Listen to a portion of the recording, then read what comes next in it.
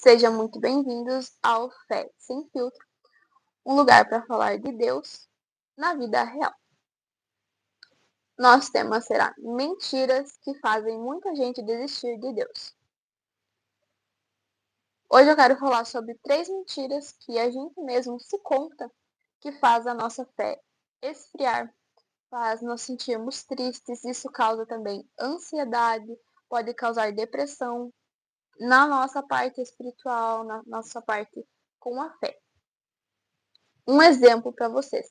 Às vezes nós oramos e parece que nada muda. Às vezes a gente vê vários testemunhos das vidas das pessoas, contando vitórias, contando bênçãos, e parece que isso não acontece com a gente. Então, vamos falar sobre as mentiras que a gente conta. Antes de eu contar as mentiras, um exemplo para vocês também. Eu saí das drogas. E as pessoas, elas olham isso como um baita de um testemunho. Nossa, como foi incrível, você estava nas drogas e Deus te salvou. E o meu marido, ele sempre esteve na igreja. Desde pequeno, desde criança, ele sempre esteve na igreja. Então, parece que, nossa, tão pacato, assim, sabe? Mas mesmo ele estando sempre na igreja, nunca saindo, caindo, errando muitas vezes, mas nunca saiu. E eu acredito ser mais difícil isso, porque mesmo assim Deus fez coisas grandiosas na vida dele também. Ele vai estar aqui também em alguns vídeos contando para vocês testemunhos que aconteceram na vida dele, que a nossa mente, meu Deus, como Deus é maravilhoso. E é mais difícil você estar dentro da igreja, tá? Você tá há anos ali servindo e não sair da igreja, do que como eu que estava no mundo e voltei. Então é muito mais fácil, porque você sabe de onde que você saiu. Quando você tá na igreja, parece que você é aquela pessoa. Quando tá dentro quer sair, quando tá fora quer entrar. Então a gente vai estar falando sobre isso também, mas isso vai ser para um outro vídeo. Primeira mentira. Deus me esqueceu.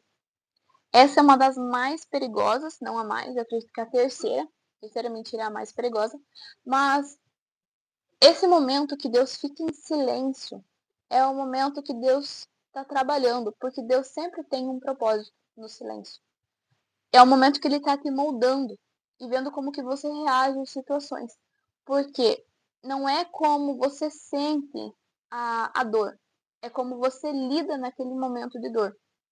Vai mostrar como que é a tua fé. Por exemplo, se Ele respondesse tudo a gente na hora, nós não amadureceríamos. Como as passagens da Bíblia mais conhecidas, como José no Egito, que a gente escutava quando a gente era pequenininho, que ele passou anos no processo para chegar no objetivo final, que nem mesmo ele sabia. Deus não falou para ele: você vai ser o governador do Egito. Primeiro ele foi vendido pelos irmãos, ele virou escravo, ele teve que passar por várias coisas para depois ele chegar no processo final. Davi também, ele foi ungido a rei, mas ele não virou rei amanhã. Eu fiz hoje e vou virar rei amanhã. Não foi. Ele foi depois de muito tempo. Então, nesse momento, Deus estava trabalhando tanto na vida de José, como na vida de Davi, como ele também está trabalhando na tua vida. Esse momento está sendo um momento de aprendizado para ti. A mentira número 2. Eu errei demais e Deus não pode me usar. Também é uma mentira muito perigosa que a gente conta para si mesmo. Que a gente acha que a gente tem que ser perfeito, que as pessoas têm que ser perfeitas. Inclusive, é uma das coisas que fazem as pessoas olharem, muitos líderes lá também, muitas pessoas que estão pregando, que estão levando a palavra, que estão cantando, que fazem as pessoas caírem, porque saírem da igreja também, abalarem na fé. Porque o que elas pensam? Aquela pessoa ela era assim, assim, assim, assim. E agora, quem é ela para estar falando alguma coisa? A gente mesmo faz esse julgamento e a gente faz esse julgamento para si mesmo, pensando que Deus não pode usar a gente porque a gente errou, porque a gente pecou, porque eu era todo errado. Mas muita gente que Deus usa, a maioria, são pessoas que não são perfeitas. Na verdade, não existe ninguém perfeito, mas Deus usou muita gente quebrada. Por exemplo, Moisés, ele tinha muito medo. Em Êxodo 4:10. Senhor, eu nunca fui eloquente, sou pesado de boca e pesado de língua, mas mesmo assim Deus usou ele para libertar Israel. Eu me vejo muito em Moisés nessa parte, que, eu sou pesado de boca, eu sou pesado de língua. Eu sempre fui uma pessoa muito enérgica, que a gente fala. As pessoas falavam alguma coisa, eu já dava um corte ali, e eu gostava daquilo, e Deus foi me quebrando, me quebrando, me quebrando, e foi botando no meu coração, o Espírito Santo foi me moldando. No momento que Deus estava em silêncio também. Pedro, ele negou Jesus também. Em Lucas 22, 61, 62, Pedro se lembrou da palavra do Senhor e saindo dali chorou amargamente. Por quê? Porque Deus já tinha falado, Jesus já tinha falado para ele que ele ia negar ele.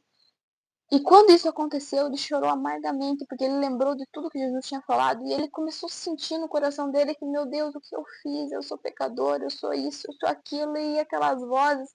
Mas mesmo assim, Deus usou ele para levantar uma igreja. Isso, eu posso fazer um podcast só sobre essa parte, sobre vários temas, mas esse tema em específico, quando Pedro nega Jesus, ele, depois disso, ele se sente a pior pessoa do mundo, porque ele quebrou um princípio dele. Ele mesmo quebrou algo que ele achava que ele não iria fazer. Você já se pegou assim também, muitas vezes, se perguntando: meu Deus, eu cometi, eu falei algo para alguém, eu cometi um pecado, que eu jamais achei que eu faria. Alguém agiu dessa maneira comigo e eu respondi assim, e eu achei que eu jamais seria assim. E depois você se sente a pior pessoa do mundo, porque nem você mesmo achou que você seria capaz de fazer isso. E quando isso acontece, nós mesmos colocamos no nosso coração que nós não somos dignos, que Deus não pode nos usar. E isso é uma baita de uma mentira. Paulo de Tarso, ele perseguiu os cristãos em 1 Timóteo 1,15. Cristo Jesus veio ao mundo para salvar os pecadores, dos quais eu sou o principal. E mesmo assim, ele se torna um dos maiores apóstolos de Jesus. Então, nessa parte, o próprio Paulo, ele bota que ele era um dos principais pecadores. Pensa, ele perseguia os cristãos. E ele se tornou um dos maiores apóstolos de Jesus. A mentira número 3, que eu já tinha falado para vocês, que eu acho que pode ser a mais perigosa, que é quando a gente acha que nada vai mudar. A minha vida não vai mudar, o meu casamento não vai mudar, o meu trabalho não vai mudar. Deus é especialista em mudar causas improváveis. Coisas que eram impossíveis, Deus faz tornar possíveis, porque Ele é Deus. Quando a gente tem a fé, quando a gente se bota na presença dEle, quando a gente tem a fé que Deus é o Criador do universo, Deus criou eu, criou você, criou tudo. O que você está vendo, Deus criou. Mas foi o homem que criou isso. Sim, mas Deus deu a capacidade para criar isso. A matéria-prima foi Ele quem criou.